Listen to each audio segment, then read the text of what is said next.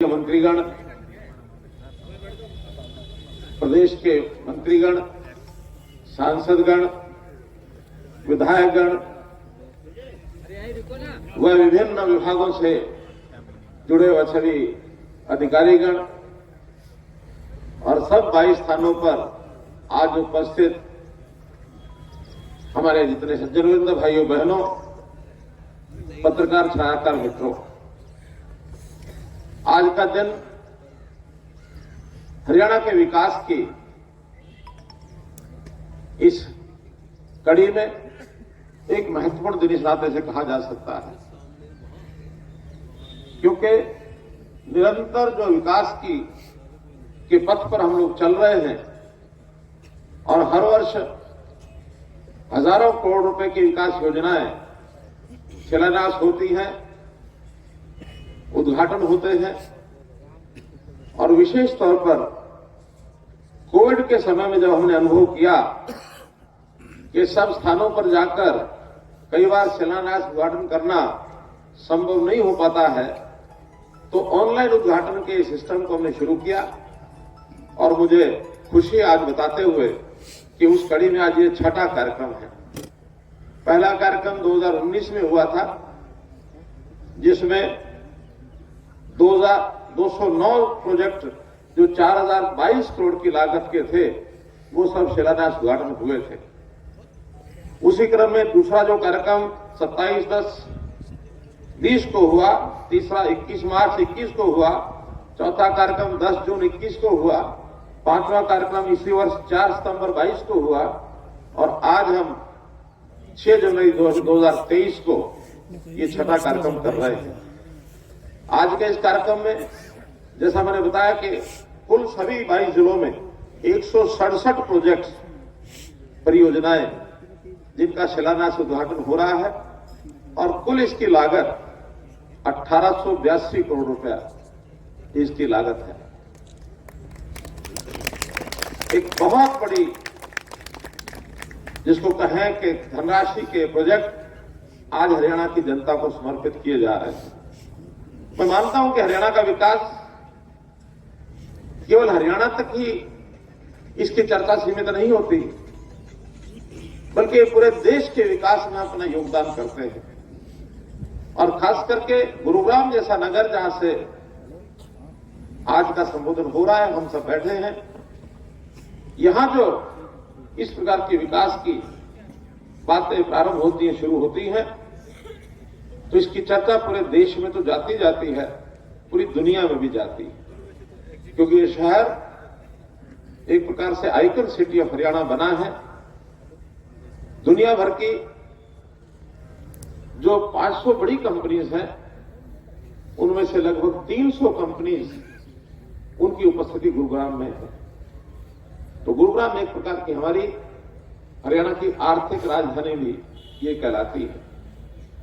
हम लोगों ने पिछले लगातार, क्योंकि चौथा वर्ष तो ये वित्त मंत्री के नाते मुझे भी काम करने का जो एक मौका मिला है, तो मैं कह सकता हूं कि हमने जो वित्त का संयोजन किया है, उसमें बजट बनाते समय इस बात का ध्यान रखते हैं कि हम कैपिटल एक्सपेंसेस अर्थात विकास के कामों में कितना ज्यादा पैसा लगा सकते हैं। आपको बताते हुए हर्ष हो रहा है कि हमारे कुल बजट का 34.5% अब हम विकास के कामों में लगाने लग गए हैं और ये अपने आप में हमारी एक बहुत बड़ी एक उपलब्धि है। बाकी प्रदेशों में इतना पैसा नहीं लगता है। हमने विकास के कामों में एक गति जो अपनी बनाई है, इंफ्रास्ट्रक्चर खास करके, क्योंकि इंफ्रास्ट्रक्चर, इसमें ही विकास करने से प्रदेश के लोगों को रोजगार मिलता है, उनकी आर्थिक स्थिति अच्छी होती है, औद्योगिकरण होता है, बाहर के लोग निवेश करने के लिए यहां आते हैं, तो बहुत बड़ा लाभ इंफ्रास्ट्रक्चर के कारण से होता है।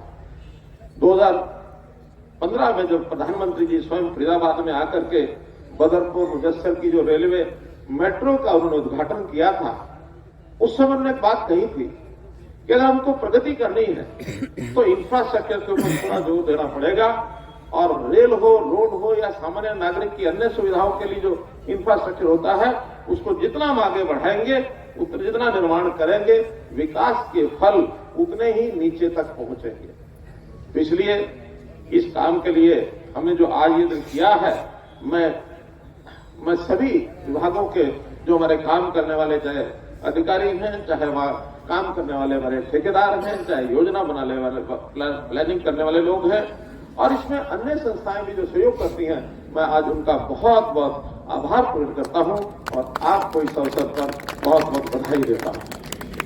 भाइयों बहनों, इसको करने के लिए हमने एक विशेष इस बार जो प्रयत्न किया था, अलग अलग विभागों का अलग अलग बजट होता है। कभी कभी कुछ विभाग तो काम पूरा करके और भी डिमांड करते हैं, और कई विभाग ऐसे होते हैं जिनका पैसा बचा रह जाता है और 31 मार्च को लैप्स हो जाता है। हमने 2 साल पहले एक योजना बनाई कि जो ऐसा पैसा किसी विभाग का बचता है उसको अलग से उसका फंड क्रिएट किया, और उस फंड का नाम है medium term expenditure framework reserve fund, अंग्रेजी में इसका नाम रखा हुआ। तो वो सारा फंड उसमें इकट्ठा कर लेते हैं, और साल के आखिरी महीनों में जिन विभागों में कमी पड़ती है उसको वहां उसको यानी डाइवर्ट करते हैं, उनको दे देते हैं, ताकि काम किसी का रुके नहीं, और ये काम अगले वर्ष भी अगर उसमें से फंड बचता है तो उसका उपयोग करते हैं। तो इसलिए इन फंड्स का जो नियोजन है ये बजट के नाते से बहुत जो बढ़िया ढंग से किया जाता है, उसके लिए हमारे जो बजट के निर्माता हैं, बजट के बनाने वाले अधिकारी हैं, उनका भी मैं उनकी सराहना करता हूं। भाई बहनों, विकास के नाते हर गांव का विकास हो, शहर का विकास हो, छोटे बड़े सब काम, सबको सीधी उनकी पहुंच हो अपनी बात रखने के लिए, तो नए नए प्रयोग जो हमने किए हैं उसे एक प्रयोग किया है, 2 पोर्टल बनाए हैं, गांव के लिए ग्राम दर्शन और शहरों के लिए नगर दर्शन। उस पोर्टल में कोई भी नागरिक अपने उस इलाके के काम के बारे में अपनी डिमांड को रख सकता है, और उस डिमांड के आधार पर वहां से जिस विभाग को काम करना होता है वो उस तक अपने आप ऑनलाइन पहुंच जाता है। वहां से उसको एडमिनिस्ट्रेटिव अप्रूवल मिलती है, फाइनेंशियल अप्रूवल मिलती है, उसके एस्टिमेट बनते हैं, और निश्चित समय में उस गांव के अंदर वो काम होने शुरू हो जाते हैं। हाँ, जब उसके अंदर दर्ज किया जाता है, रजिस्ट्रेशन की जाती है काम की, तो जो हमारे चुने हुए प्रतिनिधि हैं, पहले तो पंचायतों के चुनाव नहीं हुए थे, लेकिन अब पंचायतों के चुनाव भी हो गए हैं, चाहे वो सरपंच है, चाहे पंचायत समिति का पार्षद है, जिला पार्षद है, या फिर हमारे विधायक हैं, सांसद हैं, मंत्रीगण हैं, ये सब उसको रिकमेंड करने के लिए अपने अपने इलाके में रिकमेंड कर सकते हैं। रिकमेंड करते ही काम की शुरुआत हो जाती है होने की। तो जिस काम के लिए हम महीनों हम चक्कर काटते थे, किसी भी नेता के पीछे घूमते थे, किसी अधिकारी के दफ्तर में सरकारी नौकरियां लग गई, प्राइवेट नौकरियां लग गई। अगर प्राइवेट नौकरी सरकारी नौकरी लग गई है, उसको भी बीपीएल का कार्ड मिलना चाहिए, लाभ मिलना चाहिए क्या? अब वो सारे ले रहे थे, कभी किसी ने आके अपने आप कटवाया नहीं, राशन उनका कट गया। इनकम टैक्स रिटर्न भरते हैं, 1 लाख से ऊपर लोग ऐसे उसमें मिले हैं जो इनकम टैक्स देते हैं और बीपीएल पर राशन कार्ड लेते हैं। क्या उनको मिलना चाहिए क्या? बिजली के बिल 10-10 हजार रुपया बिजली का बिल आता है, भरते हैं, अब उनको राशन कार्ड मिलना चाहिए क्या? गरीब को अगर राशन कार्ड का फायदा नहीं हुआ और ऐसे अमीर आदमी ले गए हैं तो वो उनका निवाला छीन रहे हैं। उन बच्चों की चिंता करो जो घर में भूखे सोते हैं, उन परिवारों की चिंता करो जिनके पास इस प्रकार की व्यवस्था नहीं है। तो ऐसे नए जो अच्छे जो काम हुए हैं, जिसके अंदर पात्र व्यक्ति है उसको लाभ मिले, अपात्र है उसको नहीं मिले, जिसकी जरूरत है उसको मिले, जिसकी जरूरत नहीं है उसको निवेदन भी करते हैं, भैया कोई बात नहीं, इसको रहने तो छोड़ो। आखिर जनहित की सरकार, लोकहित की सरकार यही होती है, तो वो सब इस नाते से हो रही है। और हम लोगों ने इन 8 सालों में अपने इस प्रदेश में किस प्रकार के काम होने चाहिए उसकी दिशा और एक दशा ये तय की है, और उसमें खासकर जो हमारे विशेष कठिनाइयां भविष्य की हैं उनकी भी चिंता की है। एक बड़ी कठिनाई वो है यहां पानी की। हरियाणा पानी का डेफिसिट स्टेट है, पानी की कमी वाला प्रदेश है। सारे देश का भी हिसाब लगाए तो उतनी कमी शायद नहीं है, फिर भी इस पानी की अगर संभाल नहीं की तो हरियाणा का संकट तो अभी है, बाकी प्रदेशों में भी आने वाले 15-20 साल में संकट खड़ा हो सकता है। आज पूरे देश में आंकड़ों के हिसाब से अगर मैं बताऊं तो पूरे देश के अंदर 1100 बीसीएम, बीसी माने बिलियन क्यूबिक मीटर, इतना पानी उपलब्ध है। और आज हमारी खपत है 800 बीसीएम। 1100 बीसीएम पानी हमारे पास है, 800 की खपत है। अर्थात आने वाले 20 साल तक हम उस पानी का ठीक से उपयोग करेंगे तो हमारी चिंता नहीं है। लेकिन हरियाणा की अगर मैं बात करता हूं तो हरियाणा में एमएफ, मिलियन एकड़ फीट जिसको कहते हैं, आज हमारे पास 32 एमएफ पानी इसकी डिमांड है। हमारी जरूरत है 32 एमएफ की और हमारे पास है कितना? 16 एमएफ। इतना पानी कम है हमारा। अगर कम पानी है, इस कारण से हमारा बहुत सा इलाका सिंचाई में उसको पानी नहीं दे पाते, क्योंकि पीने की आवश्यकता तो सबकी पूरी करनी पड़ेगी, करते हैं। लेकिन सिंचाई के लिए इतना पानी हमको चाहिए।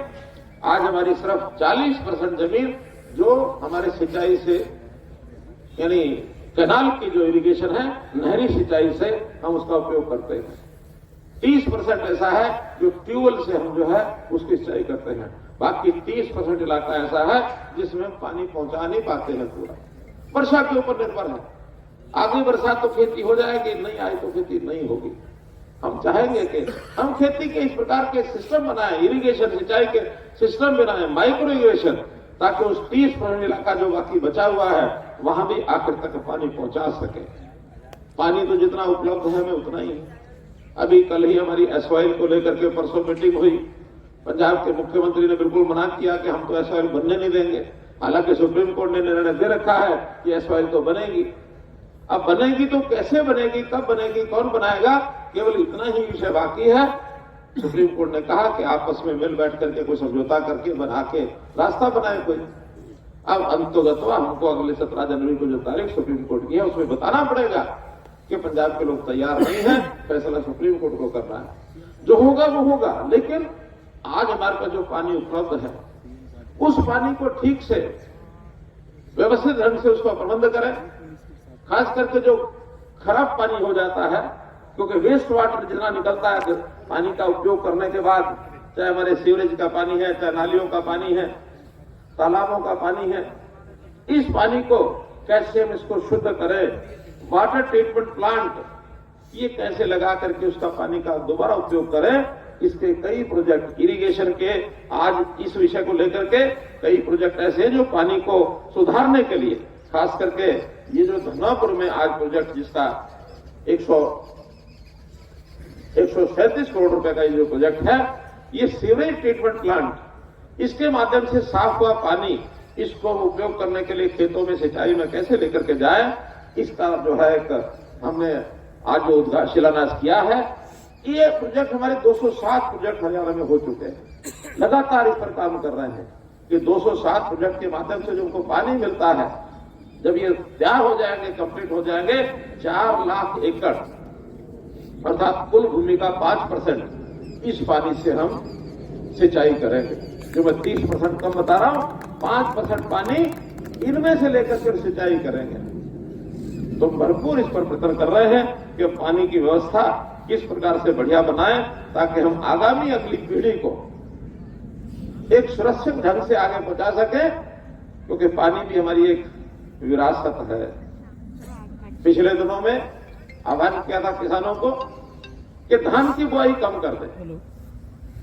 मैं आभारी हूं उन किसानों का जिन्होंने धान की फसल कम बोई है। 1 लाख एकड़ धान हमारे यहां कम बोया गया, जिसके कारण से जो बचत पानी की हुई, उस पानी का उपयोग ज्यादा इलाके में हम सब्जियों के लिए, फलों के लिए, या जो ऐसी फसलें जहां पानी कम लगता है उसका आगे बढ़ा सके। ये छोटी छोटी बातें हैं जिसका देश में भी हमारा नाम हुआ है, हमको लाभ हुआ है। अभी पानी के ऊपर कल ही एक कॉन्फ्रेंस थी, प्रधानमंत्री स्वयं उसमें थे, हमारे देवेंद्र सिंह जी बैठे हैं, इरिगेशन के हमारे एडवाइजर हैं, ये बता रहे थे, कल ये गए थे कि वहां भी चर्चा हुई कि हरियाणा में चाहे उन्होंने पॉन्ड अथॉरिटी बनाई है, तालाबों को ठीक करने का काम शुरू किया है, वाटर अथॉरिटी बनाई है, चाहे जमीन के अंदर जो पानी है उसको हम कम से कम दोहन करें, पानी का लेवल कैसे ऊंचा उठे। माइक्रो इरिगेशन के विषय है, जब सब विषयों पर चर्चा होती है तो हरियाणा का जो प्रबंधन है पानी का, इसकी नकल बाहर से जो राज्य है जहां पानी का संकट कल को होने वाला है, वो इसके ऊपर काम कर रहे हैं।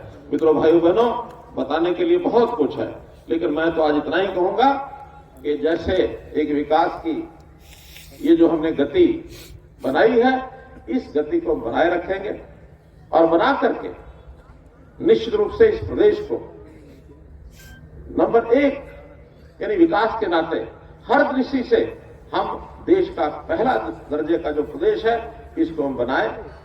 एक बात सावधानी के तौर पर मैं आपको कहना चाहता कि विपक्षी लोग जब वो इस प्रकार की आलोचना करते हैं तो कुछ लोग उनके बहकावे में आते हैं, कहीं धरना, कहीं प्रदर्शन, कहीं ये, कहीं वो। मैं मानता हूं कि हमें वो निराश इस नाते से नहीं कर सकते कि हम अपनी गति को रोकेंगे। हमारी गति जिस प्रकार से बढ़ रही है, चाहे वो पोर्टल की सरकार हो और चाहे हमारे दुनिया भर के ये बात करते हैं कि कर्जा ज्यादा हो गया, ये हो गया, वो हो गया, उसको सब लोग समझते हैं। हमारा कर्जा नहीं, हमारी प्रदेश की संपदा बढ़ रही है, हमारे प्रदेश की ताकत बढ़ रही है, हमारे प्रदेश की संपत्ति बढ़ रही है। और जब ये सब चीजें आम जनता को जब समझ आने लगी हैं, तो आम जनता भी उसकी प्रशंसा करने लगी है। ये सरकार है, ईमानदार सरकार है, सेवा के काम करती है, घर बैठे सारी चीजें पहुंचाती है, तो ये जनता उसका एक प्रकार से उसकी प्रशंसा करती है। और एक समय ऐसा आएगा कि जनता के प्रशंसा करने के बाद जो इनके अपने लोग जो प्रशंसा करेंगे, तो इनको भी मजबूरन एक दिन आएगा जब हरियाणा सरकार की प्रशंसा इनको करनी पड़ेगी कि हाँ, ये लोग जो है ठीक काम कर रहे हैं। अगर ये प्रशंसा नहीं करेंगे तो उसका परिणाम ये होगा कि इनके अपने लोग टूट करके वो स्वाभाविक हमारे साथ आकर के जुड़ेंगे। इनको अगर अपनी जनता बचा के रखनी अपने साथ, तो जनता की बात माननी पड़ेगी। और जनता का जो एक भाव है इसमें मन में, ये सरकार हर प्रकार से हमारे सुख के लिए, हमारे अच्छे कामों के लिए, हमारी सुविधाओं को लाने के लिए, हमारे स्वास्थ्य के लिए, हमारी शिक्षा के लिए, स्वास्थ्य की चिंता भी हमने की है। गरीब लोगों को 5 लाख रुपए का जो प्रधानमंत्री जी ने एक इतना बड़ा प्रकल्प शुरू किया आयुष्मान भारत का, हमारे 14 लाख परिवार और ऐसे रह गए जिनको उसकी जरूरत थी। उसका हरियाणा स्टेट ने किया, चिरायु हरियाणा बना करके कि हर परिवार को 5 लाख रुपए का स्वास्थ्य का बीमा ये उसका होना चाहिए, वो हमने किया है। हमारा 500 करोड़ रुपए उसमें खर्च फालतू हुआ है, लेकिन आज कोई गरीब परिवार जिसके घर में मानो उसके इलाज के लिए परिवार का सदस्य उसका कोई इलाज कराना है, पैसा नहीं है, तो किसी भी सरकारी अस्पताल अथवा प्राइवेट 650 अस्पताल प्राइवेट भी हैं जिनकी एम्पैनलमेंट हुई है, उन 650 अस्पताल में कहीं जाके इलाज कराए, उसका 5 लाख रुपए तक का पैसा ये सरकार देगी। तो भाई बहनों, मैं तो एक ही बात कहता हूं कि आप सबका सहयोग अगर निरंतर जैसे मिल रहा है ऐसे मिलता रहेगा तो किसी मामले में हरियाणा पीछे नहीं रहेगा। हरियाणा हर चीज में आगे होगा। शिक्षा है, स्वास्थ्य है, सुरक्षा है, स्वाभिमान है, स्वावलंबन है, 5 एस पर काम करने वाली सरकार आपके साथ हमेशा खड़ी है। आधी रात को भी आप पुकारेंगे तो हम आपके साथ आएंगे। भ्रष्टाचार पर काबू करना है तो कुछ निडर लोग, कुछ इस प्रकार के स्वाभिमानी लोग वो आगे आए। हमने अपने विजिलेंस के लोगों को मजबूत किया है कि कहीं भी कोई गलती करते हुए पकड़ा जाए तो उसको बख्शना नहीं है। कल ही मैं अखबार में पढ़ा था कि हर महीने लगभग 18 से 20 अफसर कर्मचारी ये पकड़े जा रहे हैं और उनको रास्ता दिखा रहे हैं घर का। साल भर में 200 लोगों को हमने बाहर किया है और अब नई भर्तियां ये भी हमारी खुल रही हैं। इस अगले साल में, इस एक साल के अंदर 35,000 के लगभग ग्रुप सी की भर्तियां और 15,000 के लगभग ग्रुप डी की भर्तियां, 50,000 भर्तियां अगले 6 महीने के अंदर आपको देने वाले हैं। 50,000 केंद्र सरकार की लाखों की भर्तियां। कुछ दिन बाद प्रधानमंत्री जी स्वयं अपने हाथ से बटन दबा करके लाखों की संख्या में केंद्र सरकार की भर्तियां एक साथ देने वाले हैं। उसमें हमारे हरियाणा की बारी भी आने वाली है। तो भाइयों बहनों, विश्वास रखिए। अगर आपका विश्वास है तो कोई समस्या नहीं आएगी। विश्वास मत टूटने दीजिए, किसी के बहकावे में नहीं आना। इतनी बात कहते हुए आपको पुनः आज के इस अवसर पर बहुत बहुत बधाई, बहुत बहुत शुभकामनाएं, बहुत बहुत धन्यवाद।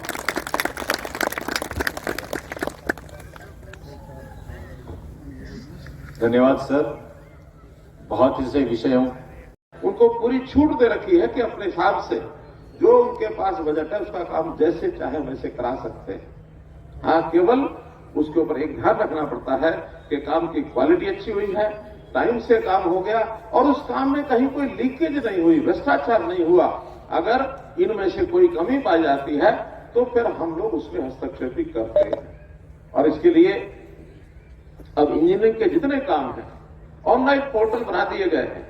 कोई भी काम होगा उसको चढ़ा देंगे, ठेकेदार उसमें आके भरेंगे, छोटे छोटे ठेकेदार भी उसके अंदर आकर के अपना काम भरते हैं। अब सिफारिश उनको नहीं करनी पड़ती कि मुझको ये काम दिला दो। 2 लाख से ऊपर के काम सब अप्रूवल करने का काम भी सरपंच का है, करने का काम भी वहां एसडीओ जेई वो सब कराएंगे, लेकिन उस पर पारदर्शिता हो ताकि कोई गड़बड़ ना हो कर सके उसमें। तो उस पारदर्शिता के कारण से सबको पता रहता है ये काम कितने का है, कितने में कौन कर रहा है। अभी तक जो शिकायतें मिलती थी कि साहब काम तो ये 10 लाख का, खर्च पर 20 लाख हो गया, काम तो ये 50 लाख का, खर्च इस पर 75 लाख हो गया। अब जनता उसके ऊपर ध्यान रखेगी या जो जानकार लोग हैं वो उस पर ध्यान रखेंगे कि हमारा जितना पैसा होता है वो सारे का सारा लगना चाहिए। एक समय ऐसा था जब हमारे भूतपूर्व प्रधानमंत्री, अब तो स्वर्गीय हैं वो, कांग्रेस के जमाने की 1990-91 की बात बता रहा हूं आपको, वो कहते थे कि हम ऊपर से 1 रुपया भेजते हैं, नीचे आते आते 15 पैसे रह जाते हैं, 85 पैसे गायब हो जाते हैं।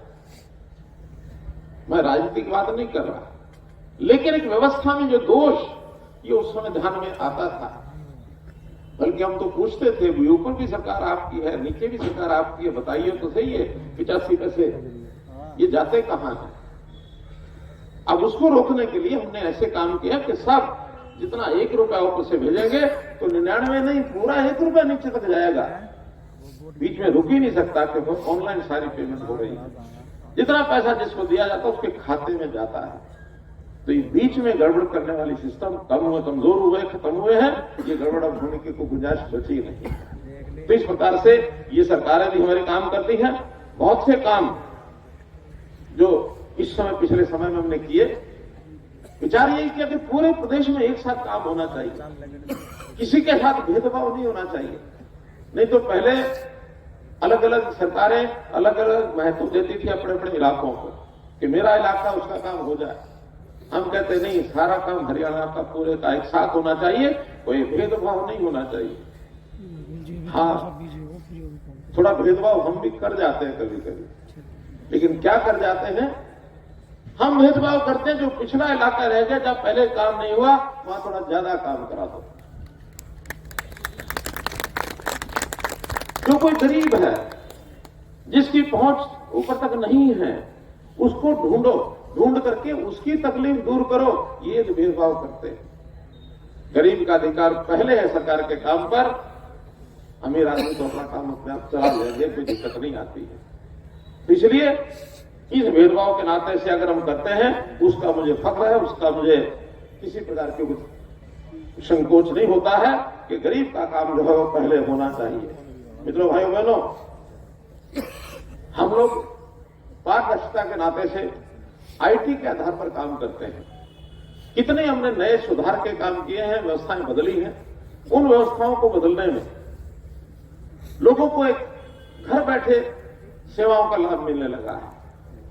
खास करके जब से हमने ये परिवार पहचान पत्र बनाया है तब से कितनी योजनाएं इसके आधार पर की है। हाँ, इससे कुछ लोगों को तकलीफ होती है। तकलीफ किनको हुई है? उन्हीं को हुई है जिनके जो व्यक्तिगत हित थे उनके ऊपर चोट लगी, जो कुछ भी बीच में अपनी जान पहचान के कारण से, अपनी अप्रोच के कारण से कोई भी गड़बड़ कभी भी कर लेते थे, वो गड़बड़ अब नहीं कर सकते हैं। बल्कि मैं तो कहता हूं कि ऐसे लोग जो कमीशनबाजी का काम करते थे, जो बीच में बिचौलिए बन कर लोगों को काम कराते थे कि तुम हमको पैसा दो, मैं तुम्हारा काम करा के लाता हूं, वो सब बेरोजगार हो गए। क्योंकि हर आदमी सीधे जाकर के अपना काम करा सकता है। हमने तरह तरह के पोर्टल बनाए हैं, बल्कि हमारे विपक्षी नेता तो कहते हैं ये पोर्टल की सरकार है। मैं कहता हूं हाँ, पोर्टल की सरकार है और पोर्टल के लाभ हैं। उन पोर्टल के लाभ इतने हैं, अगर गिनाने आपको शुरू करें तो गिने नहीं जा सकते। पोर्टल के कारण से पारदर्शिता आई है, पोर्टल के कारण से खर्ची पर्ची बंद हो गई है, नौकरियां सबको घर बैठे मिलती हैं। पोर्टल के कारण से भ्रष्टाचार बंद हुआ है, पोर्टल के कारण से क्वालिटी ठीक हुई है, पोर्टल के कारण से टाइम पर काम होते हैं, पोर्टल के कारण से किसानों की फसल ये बिकती है और बिकने के बाद पैसा उनका खाते में सीधा चला जाता है। उस पोर्टल के कारण से कोई नुकसान किसी का होता है तो उसका जो कॉम्पनसेशन मुआवजा मिलना होता है उसके घर में मिलता है। पोर्टल के कारण से घर बैठे राशन कार्ड मिलता है। पोर्टल के कारण से बुजुर्ग 60 साल का हो गया, उसके घर में अपने आप उसकी पेंशन बनती है। हाँ, इस पोर्टल के कारण से जिनको नहीं मिलना चाहिए वो रोक भी लिया जाता है। अब इसकी तकलीफ है। अभी पिछले दिनों के अंदर 12 लाख नए राशन कार्ड बनाए हैं। नए राशन कार्ड कभी भी इतनी बड़ी संख्या में देश में किसी प्रदेश में एक साथ 12 लाख नए राशन कार्ड नहीं बने। जिनके घर में अनाज नहीं पहुंचता था, गरीब आदमी था, उसके घर में पहुंचने लग गया। लेकिन कुछ लोगों के कट भी गए। कटे किनके हैं कि जिस जिस विभाग में वो काम पहुंचेंगे वहां पर बजट के अंतर्गत काम कराए जाएंगे। अगर किसी विभाग में बजट कम पड़ता है तो साल में 3 अवसर हमारे पास आते हैं उस विभाग का बजट बढ़ाने के लिए भी, तो उस समय उसका बजट पूरा किया जाता है। और ये काम दोहरे स्तर पर बल्कि 3 स्तर पर अलग अलग सरकारें करती हैं। केंद्र सरकार के काम केंद्र सरकार करती है, प्रदेश सरकार के काम प्रदेश सरकारें करती है।